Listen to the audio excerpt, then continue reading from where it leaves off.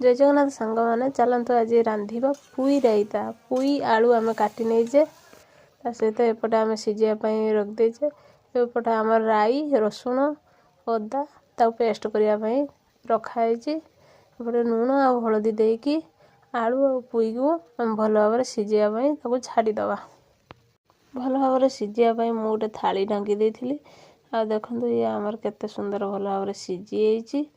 आमर पानी अच्छी देहरे तो पानी की मरिया पर्यंत आम टे छाड़ा तापर आम उजाड़ी नवा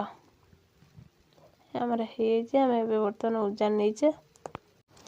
कड़ा आम इे बसई देचे